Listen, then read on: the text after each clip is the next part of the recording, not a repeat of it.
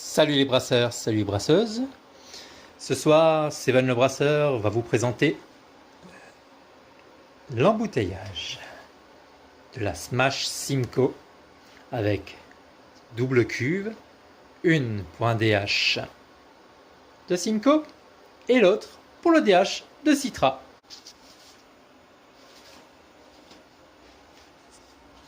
La préparation est en cours. A tout de suite. Comme tu vas le voir, nous allons laver une bouteille. Elles sont déjà désinfectées, nettoyées et équipées du bouchon mécanique que je passe dans une solution de Starsan, puis ensuite dans un Avinator avec une solution de Starsan et séchage sur cet arbre de bouteille. Un beau sapin pour Noël, mais ce n'est pas encore la saison. En premier lieu, je vais embouteiller la DH Simcoe. C'est 7 litres dans un fast ferment de 3 gallons. Premier essai avec mise en place du sucre dans chaque bouteille à la seringue. Et donc voici donc les bouteilles ont été sucrées, elles sont prêtes à être utilisées. Nous avons aussi profité pour repasser un coup de nettoyant dans notre système de tuyauterie. La première chose que nous allons faire, c'est verrouiller le système, puis ensuite enlever le récupérateur de levure. Bien sûr, toujours un petit coup de nettoyant avant d'attaquer. L'embouteillage du DH Simcoe est fini. Comme vous pouvez voir, toutes les bouteilles sont prêtes. J'ai une bouteille spécifique qui va me permettre de mesurer la pression dans les bouteilles. Alors, petite astuce, j'utilise de l'eau. Elles sont hermétiques, donc il n'y a plus de soucis.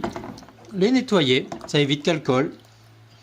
Et l'astuce, des vieilles paires de chaussettes qui permettent d'essuyer, nettoyer et puis ranger. La soirée se termine donc.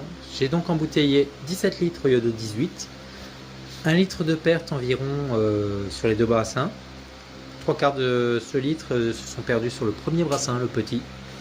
Quel dommage, un petit brassin avec 3 bouteilles de moins, c'est quand même important. Alors, ce brassin du Mary Sutter, du Simcoe, et seul le DH est différencié dans 2 cuves différentes. Une cuve pour du Citra, une cuve pour le Simcoe, afin de ne pas garder ce qui me restait dans le congélateur car je pars en vacances. Et il y a aussi le côté testons ses saveurs, testons ses senteurs, testons des mélanges. Je débute, je ne sais pas du tout ce que chaque chose donne, quels sont les mots exacts. J'ai été très étonné par l'efficacité de brassage. Je brasse en général entre 70-75%. Et là, je me suis retrouvé à 86% d'après Beersmith 3. En septembre, je vais faire un petit sondage. Selon le nombre de pouces bleus, allez, 20 pouces bleus, on va dire. Avec 20 j'aime, je referai une vidéo, mais de A à Z. De la création d'un Beersmith, au brassage, à la mise en bouteille. Il y aura pas beaucoup de vidéos, mais il y aura des vidéos, je pense, marrantes. Parce que je connais pas les mots, je me trompe souvent, je suis très maladroit, donc tu vas voir, il y en a partout des fois ça marche pas, des fois je me crame. Mettre la main dans l'eau qui bout à 100 degrés, ouais, ça m'est arrivé. Bon, depuis, faut mettre des gants, n'oubliez pas. Puis j'ai acheté aussi une cuillère beaucoup plus longue que le fond de ma cuve, qui me permet de garder les mains hors de la cuve. Je brasse en Grandfather. Je brasse dans ma cave qui n'est pas encore aménagée électriquement, ni en eau d'ailleurs, en arrivée d'eau. Ce que je te montre n'est pas en place à 100% lors du brassage. Par contre, les étagères ont été installées et sont modulables, ce qui me permet de les modifier selon ce que j'installe. Les prises sont encore à mettre en place. Petite hotte qui sera changée par une hotte plus professionnelle au fur et à mesure. La zone refroidissement, il manque l'arrivée d'eau et tout ira bien. Un petit bureau, la Blue Queen Brewery, une très bonne brasserie Si vous allez à New York, n'hésitez pas. Même la lumière, vous avez vu, on a été éblouis. Même la lumière n'est pas encore installée. Hein. Faut vraiment que je fasse les arrivées électriques et peut-être le plafond. Il y a de tout, il y a aussi mes outils, faut le dire. Puis là, tout le système de brassage. Comme tu peux le voir, le Grandfather.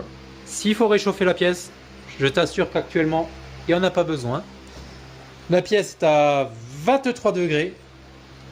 Elle va redescendre à 21. Le ventilateur s'occupe de sécher les bouteilles et séchera encore le sol après. Puis moi, comme tu vois, je me bois une petite bière et je te dis bonne soirée, à bientôt. N'hésite pas à commenter. Ciao, ciao.